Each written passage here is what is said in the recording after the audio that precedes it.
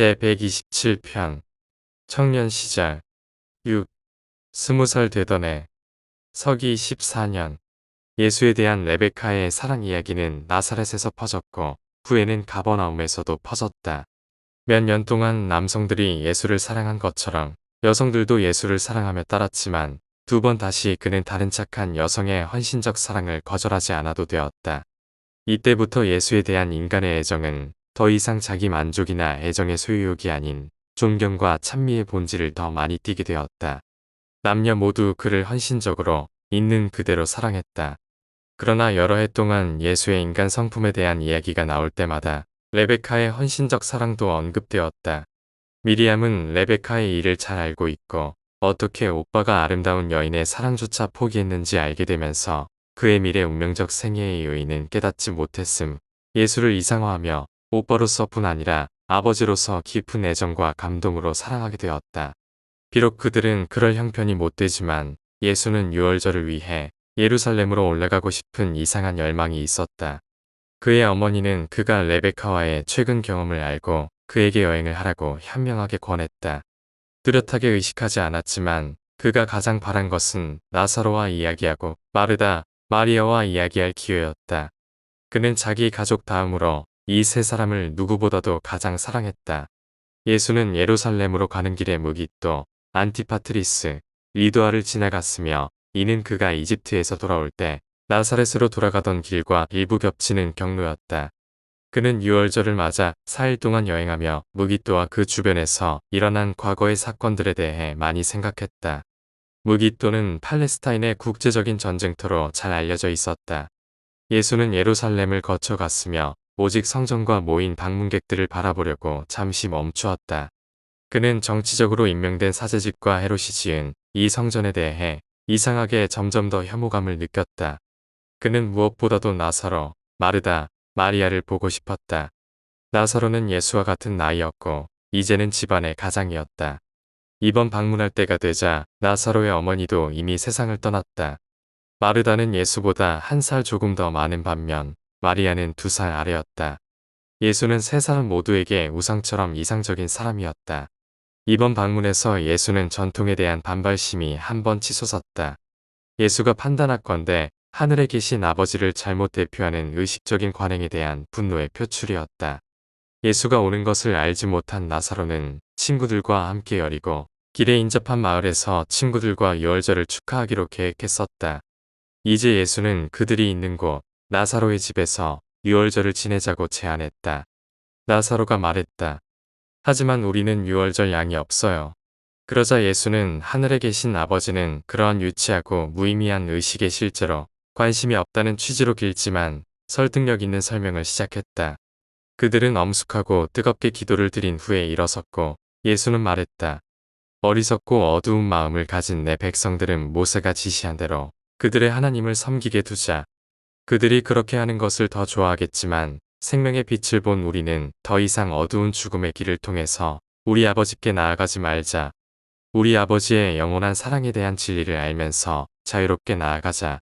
그날 저녁 땅거미가 질 무렵에 네 사람은 앉아서 희생양 없이 경건한 유대인들이 축하한 첫 유월절 축제의 저녁을 먹었다. 이 유월절을 위해 누룩 없는 빵과 포도주가 준비되었고 예수는 생명의 빵과 생명의 물이라 칭하는 이 상징적 음식을 친구들에게 덜어주었다. 그들은 방금 전한 가르침에 엄숙하게 순응하며 먹었다. 베다니를 방문할 때마다 이 성찬식에 참여하는 것이 그의 습관이었다.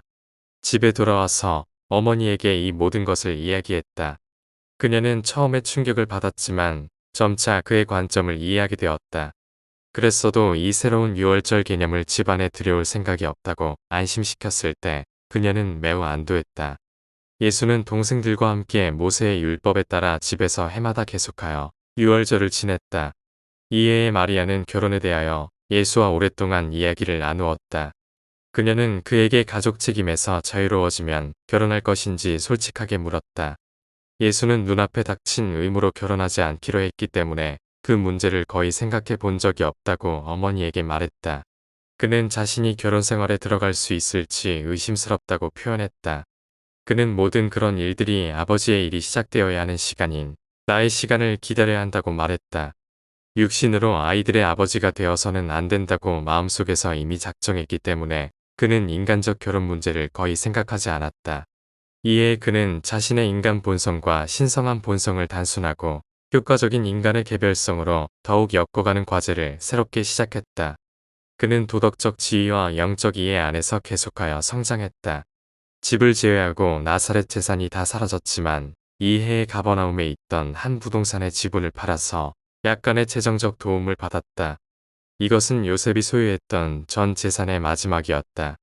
이 가버나움 부동산은 세베데라 불리는 배 만드는 사람과 함께 처분했다. 요셉은 이해에 해당 학교를 마쳤고 집의 목수 작업장에 있는 작은 벤치에서 일을 시작하려고 준비했다. 아버지의 재산은 바닥이 났지만 세 사람이 이제 정상으로 일하고 있으니 가난을 물리치는데 성공하리라는 전망이 보였다. 예수는 청년이 아닌 성인으로 빠르게 성장하고 있다. 그는 책임감을 잘 배우고 있다. 그는 실망 앞에서 계속 나아가는 방법을 알고 있다. 그는 자신의 계획이 좌절되고 목적이 일시적으로 실패했을 때 용감하게 일어섰다. 그는 불의 앞에서 타당하고 공정한 방법을 배우고 있다. 그는 영적 삶에 대한 이상을 땅의 존재의 실제 요구에 맞춰 조정하는 방법을 배우고 있다. 그는 더 높고 먼 이상주의 목표의 달성을 위해 계획하는 한편, 더 가깝고 즉각적으로 필요한 목표를 달성하기 위해 열심히 노력하는 방법을 배우고 있다. 그는 자신의 포부를 인간의 일상적인 요구에 맞추는 기법을 꾸준히 습득하고 있다. 그는 물질 성취의 메커니즘을 전환하기 위한 영적 추진력에 에너지를 활용하는 기법을 거의 통달했다. 그는 땅에서의 존재를 이어가는 동안 하늘의 삶을 사는 방법을 서서히 배우고 있다. 한편으로 땅에 있는 가족의 아이들을 안내하고 지도하는 아버지 역할을 하면서 점점 더 하늘에 계신 아버지의 궁극적 인도에 의존했다. 그는 패배의 문턱에서 능숙한 승리의 시름을 체험하고 있다. 그는 시간의 어려움을 영혼의 승리로 바꾸는 방법을 배우고 있다. 따라서 해가 지나면서 나사렛의 이 젊은이는 시공간의 세계에서 인간의 육신을 입고 사는 삶을 계속 체험하고 있다. 그는 유란시아에서 온전하고 대표적인 충만한 삶을 살고 있다. 그는 그의 생명 존재들의 짧고 힘든 첫 생에, 즉 육신의 삶을 살며 통과해야 하는 체험이 성숙된 상태로 이 세상을 떠났다. 이 인간 체험 모두가 우주 주권자의 영원한 소유이다. 그는 우리의 이해심 많은 형제, 동정심 많은 친구, 경험 많은 통치자, 자비로운 아버지이다. 그는 어렸을 때 방대한 지식을 쌓았다. 청년이 되어서는 이 정보를 가려내고 분류하고 연결시켰다. 이제 그 영역의 한 사람으로서 이 세상을 비롯하여 온 네바돈 우주 전체에 있는 다른 모든 사람 사는 모든 구체에서 동료 인간들을 위해 가르치고 사역하고 봉사할 때 활용할 수 있도록 이 정신적 소유물들을 정리하기 시작했다. 그는 이 땅의 아기로 세상에 태어나 어린 시절을 보냈고 연이어 청소년기와 청년기 단계를 거쳤다. 이제 인간 삶의 풍부한 체험, 인간 본성에 대한 이해로 가득 찬 인간 본성의 연약함에 대한 동정심으로 충만한 성년기의 문턱에 서 있었다. 그는 모든 시대에 있는 필사 인간에게 파라다이스 아버지를 계시하는 신성한 예술적 전문가가 되어가고 있다. 그리고 이제 성인이 된 한 인간으로서 그 영역의 성인, 그는 인간에게 하나님을 드러내고 인간을 하나님께로 인도하는 그의 최상의 사명을 이어갈 준비를 하고 있다.